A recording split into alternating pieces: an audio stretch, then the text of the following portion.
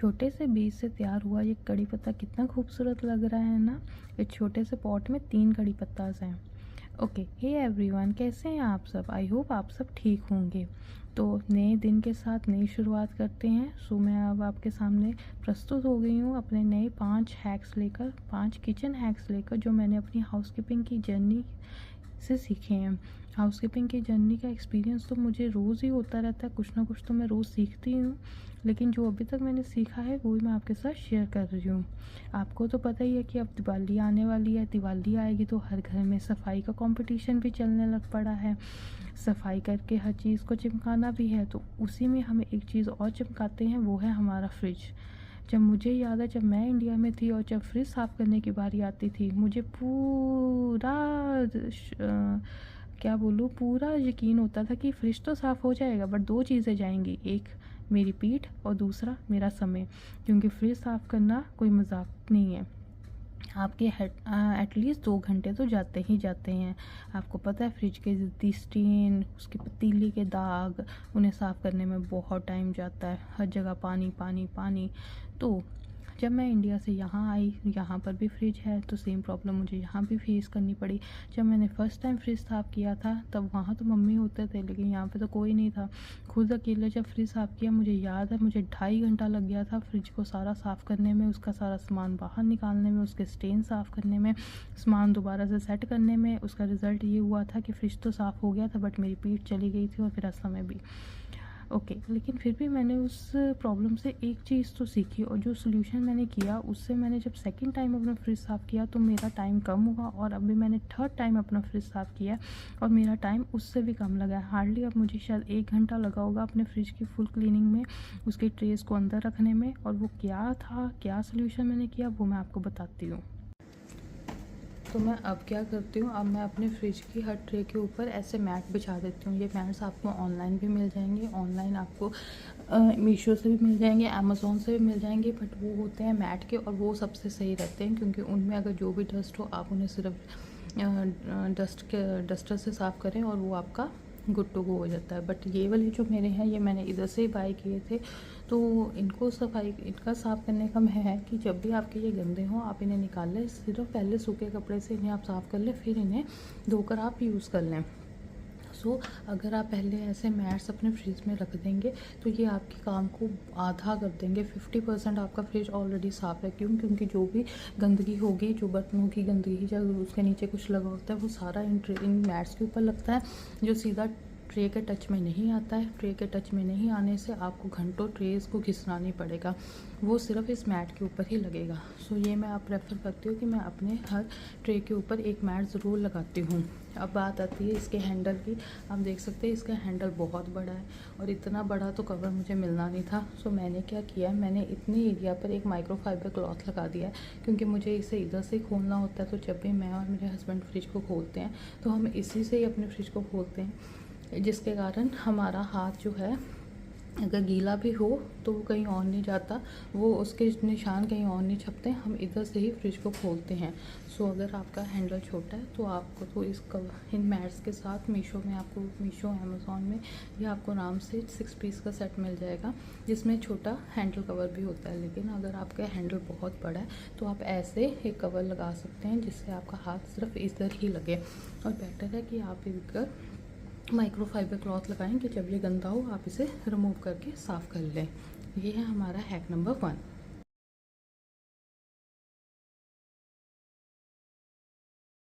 सो मेरा second hack है कपड़ों से रिलेटेड। जब भी हम कोई भी कपड़ा लेकर आते हैं और जब हमें उसे फ़र्स्ट टाइम वॉश करना होता है, तो हाँ, मेरा सजेशन है कि आप कभी भी उसे मशीन वॉश ना करें, आप उसे फ़र्स्ट टाइम आप हमेशा हैंड वॉश करें, क्योंकि हमें नहीं पता होता कि हमारा वो कपड़ा रंग छोड़ेगा कि नहीं, या फिर कभी कभी उस कपड़े में कुछ ऐसी एम्ब्रॉयडरी होती है जिसके कारण अगर हम उसे मशीन में डाल दें तो वो ख़राब हो सकता है।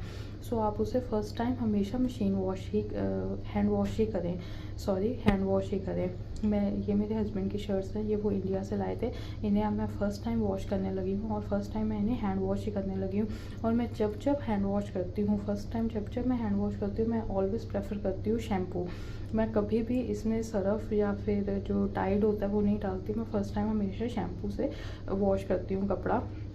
क्योंकि शैम्पू से उसके रेशे उतने डिस्टर्ब नहीं होते जितने हम डिटर्जेंट से कर लेते हैं। डिटर्जेंट से कपड़ा बहुत रफ़ हो जाता है। And second suggestion to all my beautiful ladies and women कि जब भी आपने अपने इनर गारमेंट्स वॉश करने हैं तो आप कोशिश करें आप उन्हें भी मशीन में ना डालें, आप उन्हें हैंड वॉश ही करें।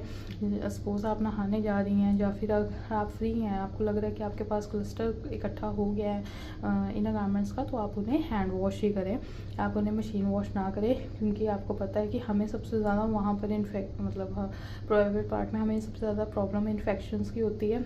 सो अगर आप सारे कपड़ों के साथ उन्हें भी मिक्स कर देंगे तो मशीन में तो आपको पता है हम अनगिनत कपड़े होते हैं, कभी सॉक्स हो सकती हैं, कभी कोई स्वेटिंग का कपड़ा हो सकता है। सो आपको नहीं पता, सो आप अपने इनर गारमेंट्स को सेपरेटली बेटर है हैंड वॉश करें, सेपरेटली वॉश करें, उन्हें अच्छी तरह से आप वॉश करें, उन्हें अच्छी धूप लगवाएं, फिर आप उन्हें अंदर अपने कबर्ड में रख दें।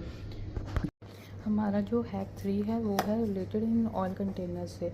आपने देखा होगा कि एट ए टाइम आजकल मार्केट में बहुत सारे ऑयल डिस्पेंसर्स आ गए हैं। आपने हॉल्स में भी देखा होगा कि हर यूट्यूबर कोई ना कोई ऑयल डिस्पेंसर जो है वो अपने हॉल्स में दिखाता ही है, तो हम भी शौक में ऑयल डिस्पेंसर ले लेते हैं। मैंने भी लिया था, but to be very honest मैं कहूँगी मेरा इसके साथ एक्सपीरियंस इतना अच्छा नहीं किया है।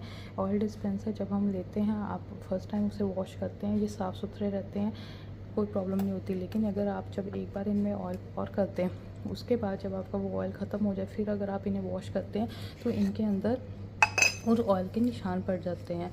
वो जो अच्छी तरह से आप जितना मर्जी घिस लें वो नहीं जाते हैं। सो मैंने तो आप देख सकते हैं कि ये वो मेरा फ़नल था। तो यहाँ पर जब मैंने इसमें ऑयल डाला और उसके बाद जब एक बार की वॉश के बाद एक बार यूज़ करने के बाद जब मैंने इसे नेक्स्ट टाइम यूज़ करना था, क्योंकि कभी होता है कि आप किसी दूसरे ब्रांड का ऑयल यूज़ करते हैं, कभी किसी दूसरे ब्रांड का, तो फिर आपको वो पहले तो आप अपना ऑयल डिस्पेंसर वॉश करके ही यूज़ करेंगे।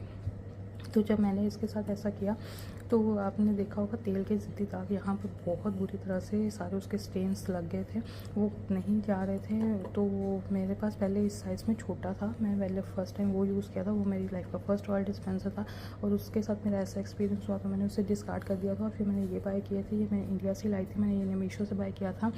बट इनके साथ भी सेम चीज़ हुई। फ़र्स्ट टाइम तो ये सही रहे जब तक तेल नहीं डला था। तेल डलने के बाद जब इन्हें नेक्स्ट टाइम वॉश किया तो इनके सारे स्टेन्स इसके ऊपर आ गए थे और एक माइल्ड सी जो ऑयल की फ्रेगनेंस होती है वो भी आ रही थी। तो मुझे अगली बार मन ही नहीं हुआ इसमें तेल डालने का। उसके बाद मैंने ऑयल डिस्पेंसर्स ख़रीदना बंद कर दिया। अब मैं इसे यूज़ करती हूँ क्योंकि मुझे इसका ये ढक्कन और इसकी ये जो सिस्टम था ये अच्छा लगा था, तो इसलिए मैं इसे यूज़ करती हूँ। इन ड्राई चीज़ों को स्टोर करने के लिए मैंने इसमें पोहा डाला हुआ है और इसमें मैंने स्नैक्स डाले हुए हैं, मैं इन्हें इसके लिए यूज़ करती हूँ। और ऑयल डिस्पेंसर्स को तो मैंने बिल्कुल ही अपनी किचन से टाटा बाय बाय कर दिया। हाँ, मैं ऑयल डिस्पेंसर्स बाय नहीं करती। उसके कॉन्ट्रेरी मुझे ये जो ऑयल की नॉर्मल बॉटल्स आती हैं यही बहुत सही लगती हैं। ये 1 लीटर की बॉटल है।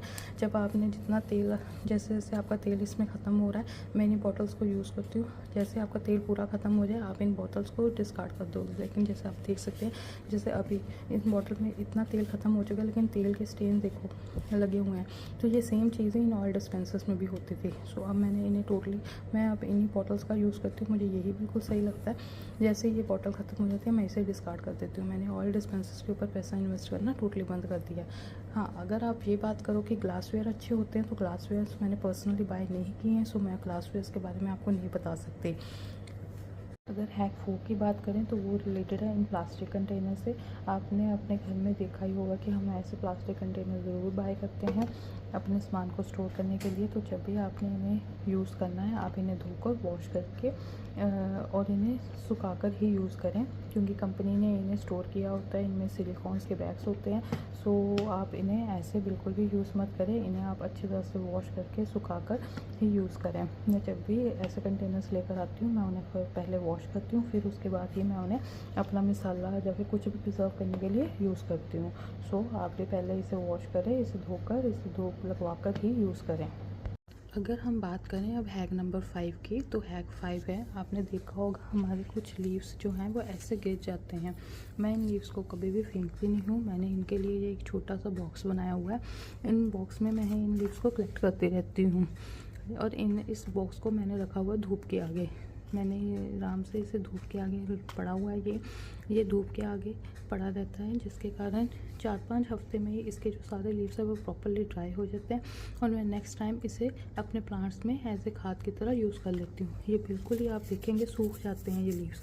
अभी ये मैंने थोड़े दिन पहले ही रखा है, तो आप ऐसे देखेंगे कि ये बिल्कुल ही सूख जाएंगे, ड्राई हो जाएंगे, जिसको आप खाद की तरह यूज़ कर सकते हैं। कभी कभी हमारे साथ ऐसा होता है कि हमारे जो मनी प्लांट के कुछ ब्रांच होते हैं वो बिल्कुल ही आपको लगता है कि ड्राई हो गई है या फिर उसके सारे पत्ते जो है वो गिर रहे हैं। जैसे मेरे इसके साथ हुआ था, इसके सारे ऑलमोस्ट हर पत्ता जो है वो गिर रहा था और आप देख सकते हैं कि इसमें कुछ भी नहीं बचा था, एक भी लीव नहीं इसका बचा था, सिर्फ ये एक छोटा लीव बचा था। तो मैंने क्या किया था, मैंने इस ब्रांच को उससे अलग कर दिया था पॉट से और मैंने इसे पानी में ग्रो किया। अब आप देख सकते हैं पानी में इसकी जड़ें कितनी अच्छी आ गई हैं और यहाँ पर आप देख सकते हैं कि इसकी नई ग्रोथ भी स्टार्ट हो गई है, क्योंकि इसकी ग्रोथ टोटली बंद हो गई थी। ये इसके पत्ते सारे पीले पड़ गए थे और इसके पत्ते ख़त्म हो रहे थे। तो मैंने इस ब्रांच को ये अलग कर दिया और इसे पानी में डाल दिया और पानी में देख लो आपका ये कितना अच्छा हो जाता है।